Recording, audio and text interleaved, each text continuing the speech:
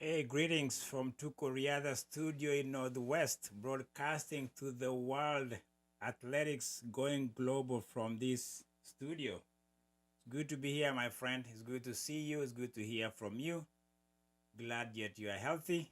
You're enjoying life, and life is enjoying you. It's a symbiotic experience, I hope. I hope your neck of the wood is exciting. Let's dive into the subject that I think is heavy, is enlightening, is exciting for me. I want to bring you a name that some of you might not be familiar, but that's why you watch this channel. You get to know something, a perspective, a narrative, a trailblazer by the name of Moses Kiptanui. Who is Moses Kiptanui?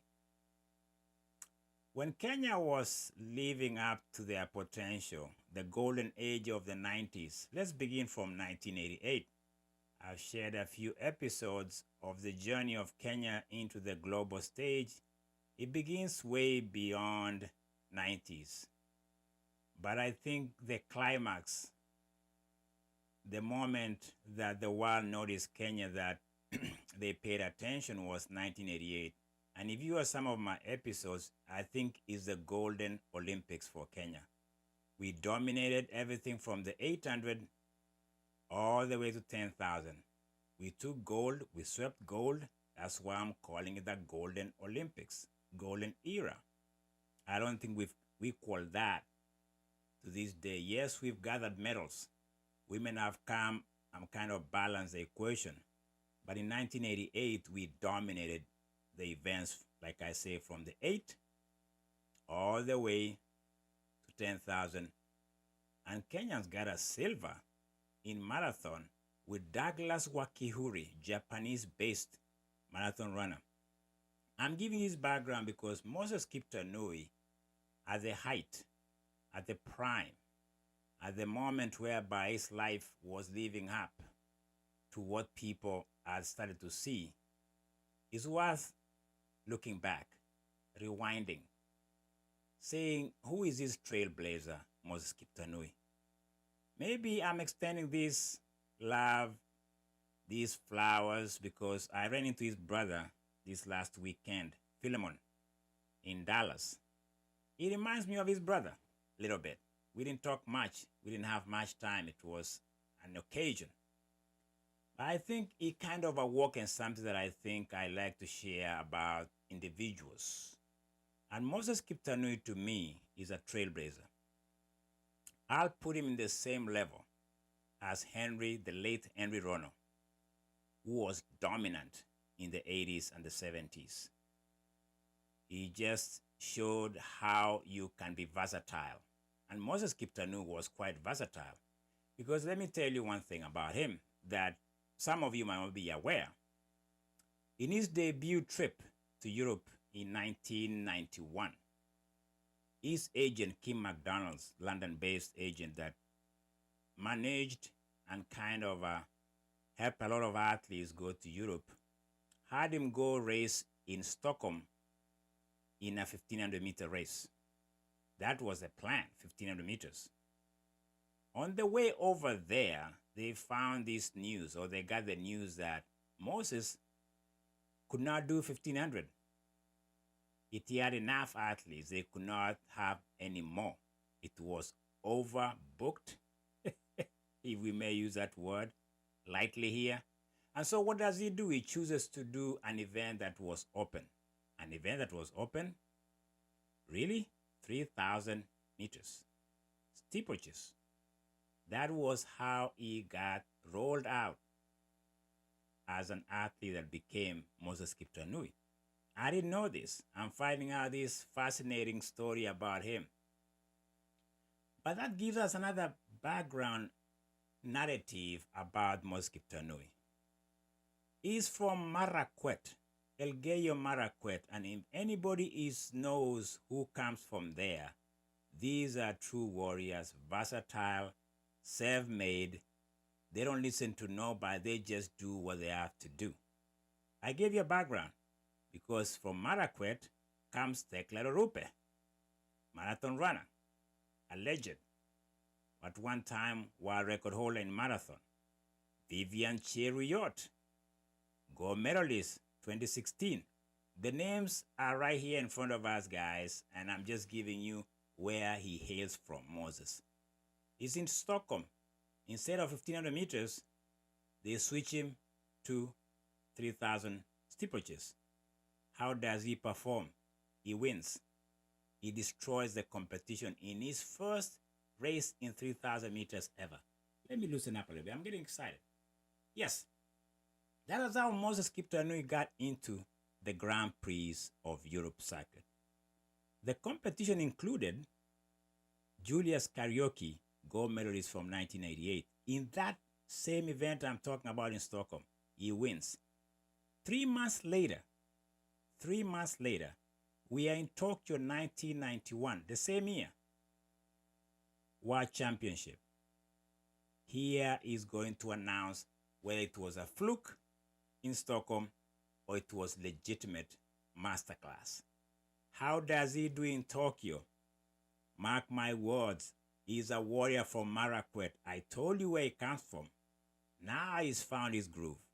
Now he's tasted the blood of winning.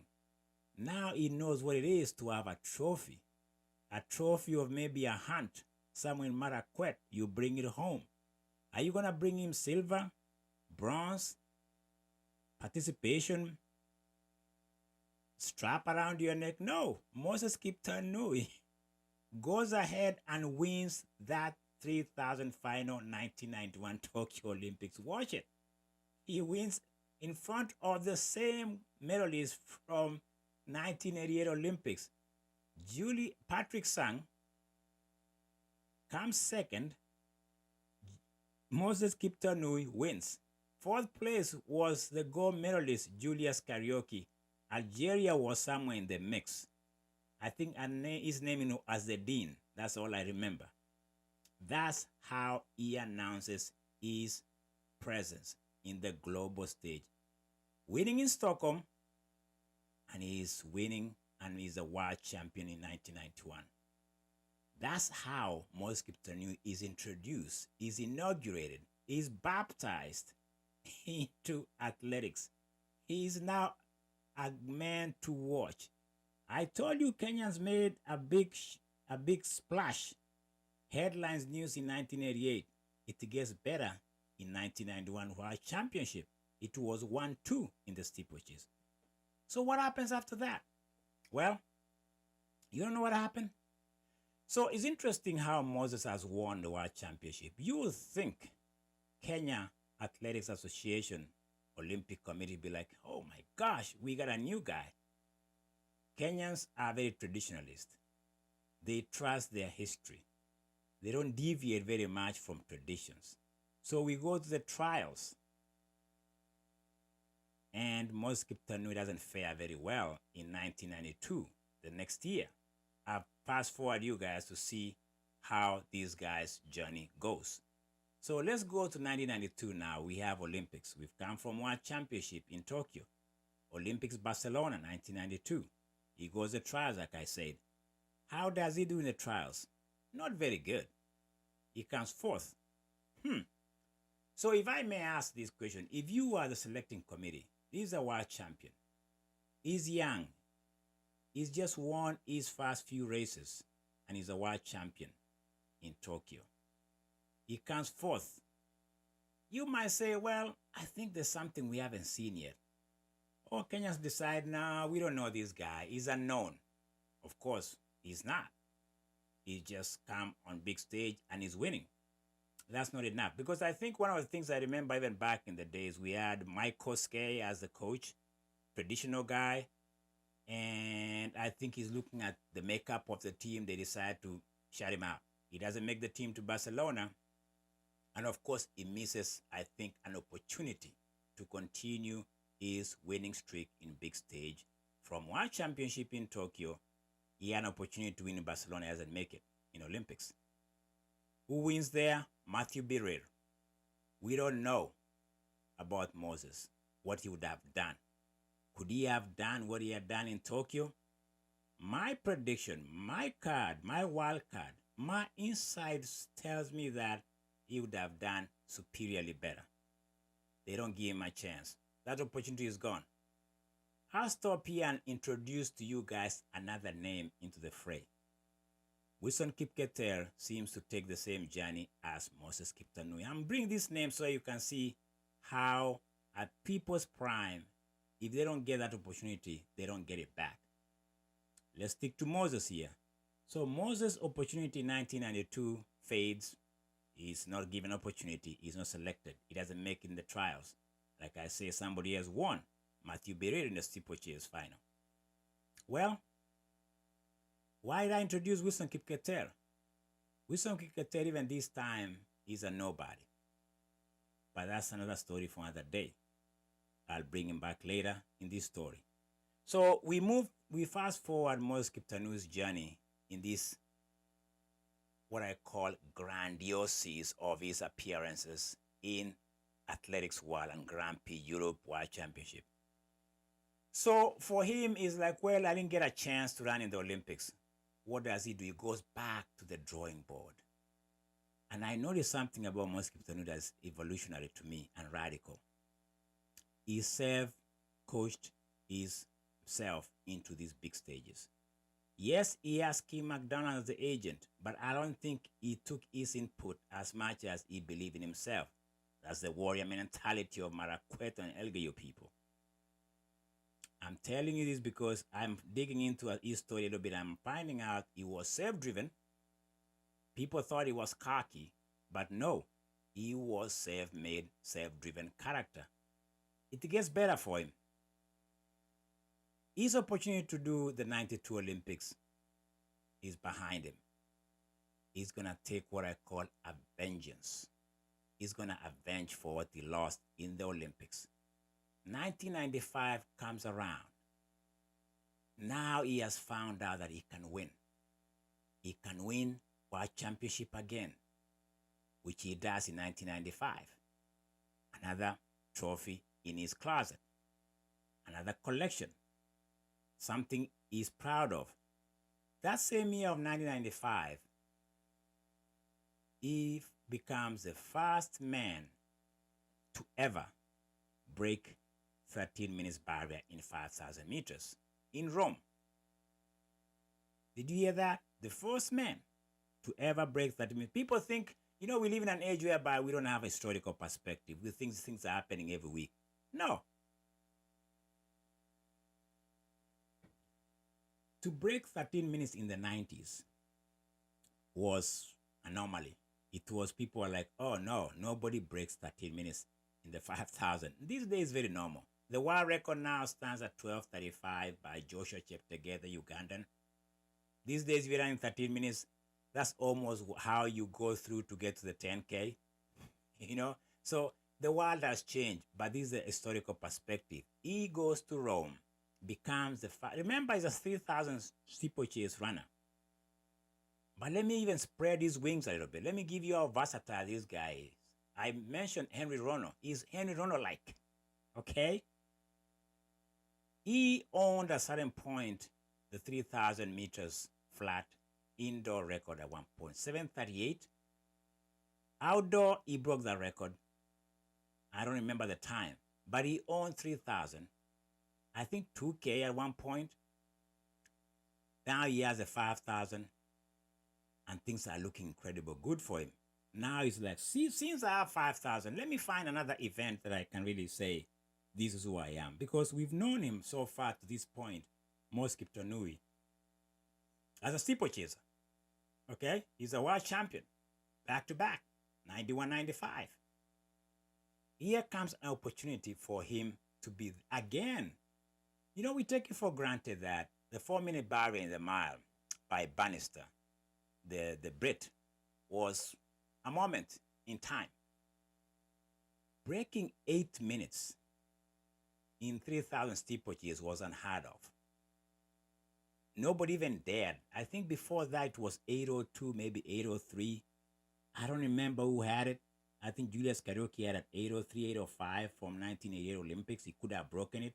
He didn't know, maybe. There was no, things could guide him. Like these days we have lights around the track. Moses Kiptanui goes to Zurich in 1995 after breaking the 5K. And he's like, I got 3,000 steeplechase to worry about. What is he going to do? Huh? What do you think he's going to do? Is he going to smash the 8-minute barrier? He announces before the event that he's about to do just that. The warrior from Marakwet, the man, the guy who was from the military background, the unknown man, Moses Kiptanui, is going to lead us to the promised land. I just dropped it in Moses, didn't I? He announces to everybody in Zurich that he doesn't need pacemakers. He doesn't need anybody to rabbit for him. That's the word they use on track. He doesn't need anybody. He believes in his own capacity.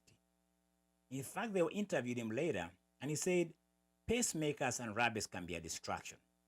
That's a very bold and radical thing to say. These days, people, carry themselves around the track with pacemakers. They help. But these days now, in fact, these days they've even made it more technical and more modern. They have the lights, the green lights and the blue lights on the track. They didn't have those in the 90s. I didn't see those back in the days.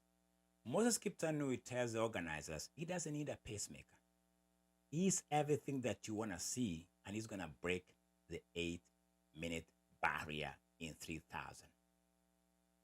He delivers. Let me read to you something fascinating, that a tribute that was paid to him after the event. And I think sometimes we need to capture history and appreciate history. Steve Ovett, who was a commentator in that event, says something that was very beautiful. I mean, don't get me wrong, don't get me started. Steve Ovett at his own time was a great runner. Nemesis, Sebastian Coe. That was his rivalry at that time in the 80s. And this is what he said. I like when I read all these things. I didn't even know this until I was researching what happened that time. This is what Ovett says. I'm an awestruck, Ovett exclaimed. No, let me go back. That was for somebody else. Here we go. Let me see what we have. Here we go. So, what was the winning time in 3,000? He broke the world record. He ran 7:59:18. By the way, Beatrice Chebet, 13:58, the first woman to break 14 minutes. We'll come to that later.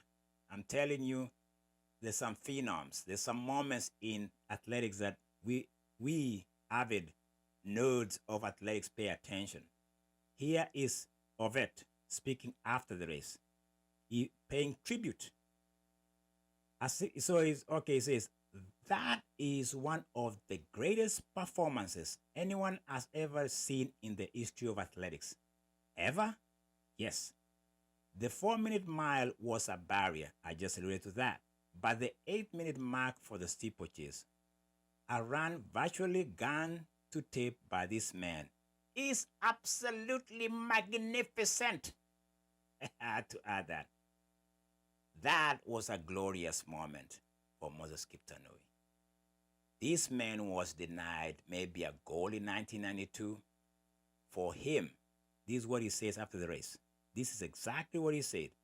He said, of all things that he has accomplished, nothing. He says this.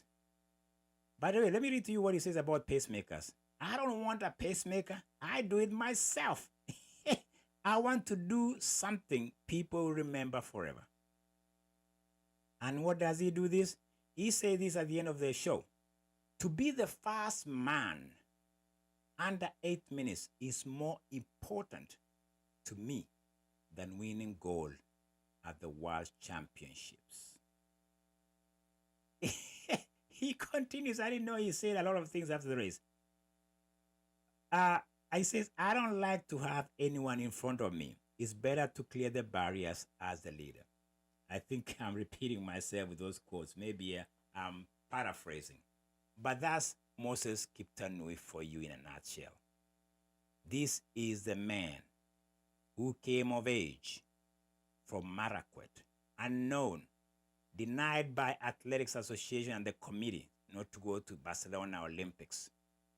He goes ahead and takes that missing and that opportunity to be the first man to do two things: break the 30-minute barrier in the 5K, the first man to do that, and to break the 8-minute barrier in Zurich. It gets better for me. Let me just bring in Wilson Kipketer, who seems to parallel Moses Kiptanui.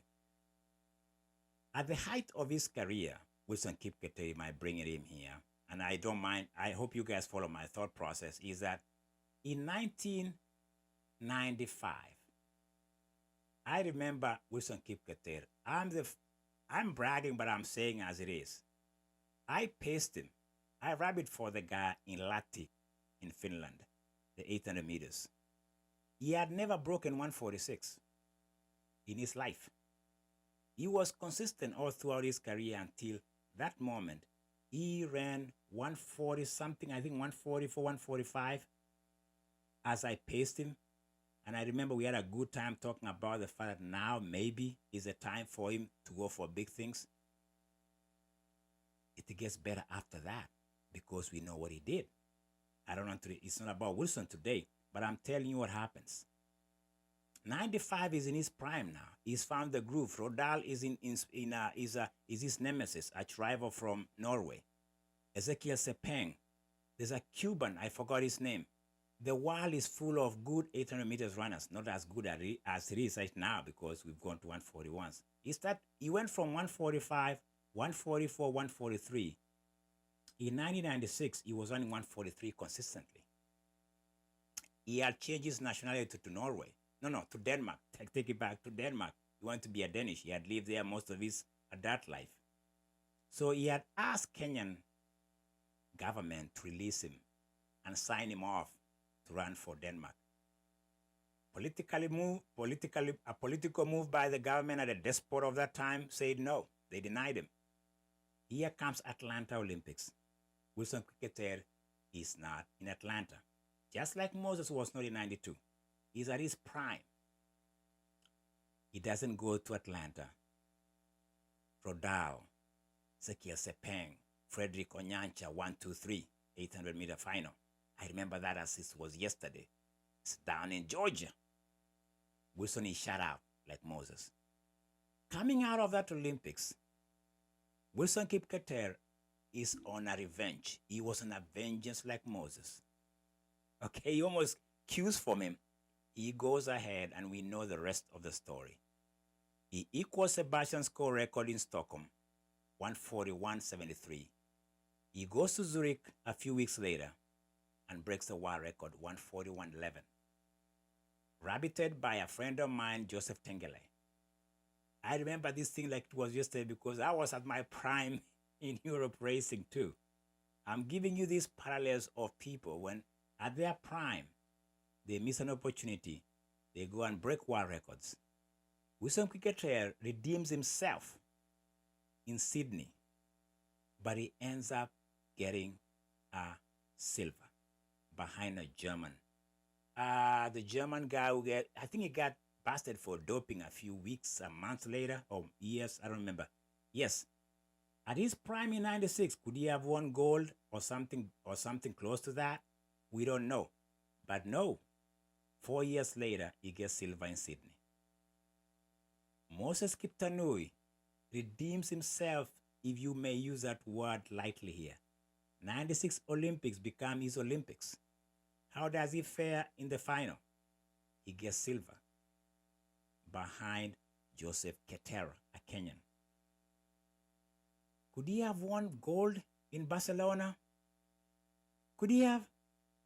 I don't know, but he never got a chance. Wilson Kipketer, could he have won gold in Atlanta? We don't know. He never got a chance. Both end up with silver, having missed an opportunity because of politics, sabotage, cartels, undermined. Nobody will tell us. But I'll tell you this.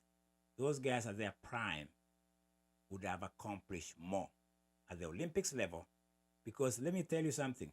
Moses Kiptanui was a 3-time world champion, 91, 95, 97. Did I say that?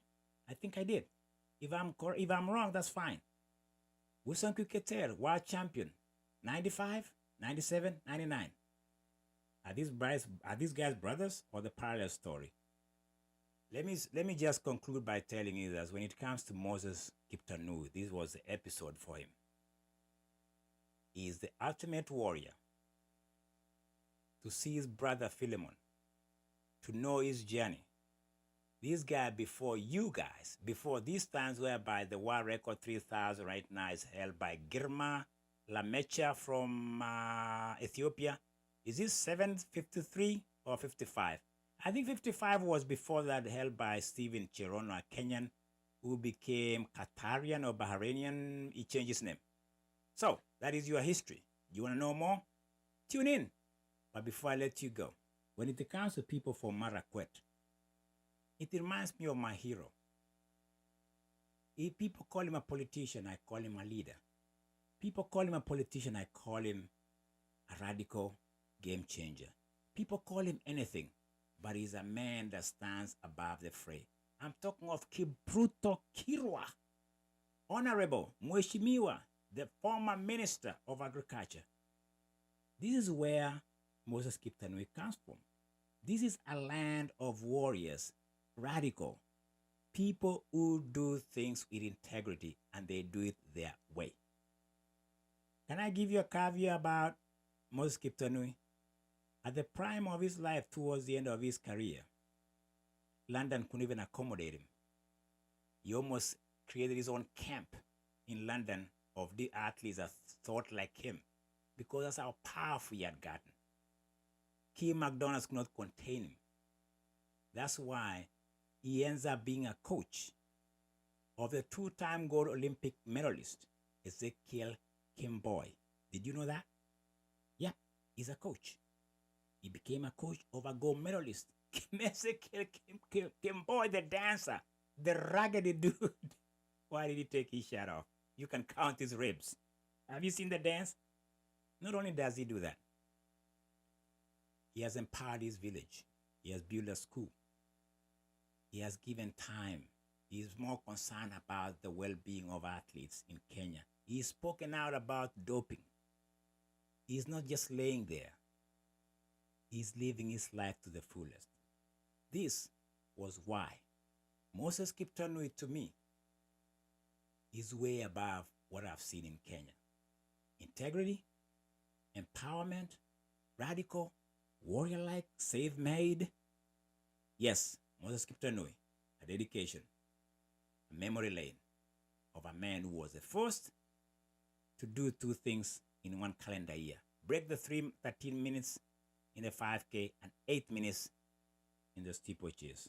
It's an honor to be part of that narrative. I hope I did some justice to his story. It's never complete. I hope Philemon will give me an audience with his brother one day when he visits America. We got a lot to talk about. Talk to you later, Philemon. Talk to you later, my two Koreans. Subscribe, my friend. I hope my story gets your attention of trailblazers and goats, the great, the legend. We came from Henry Rono, Eliud Kipchoge. I think I know these guys right now because I've read a lot about them. Talk to you later, my friend.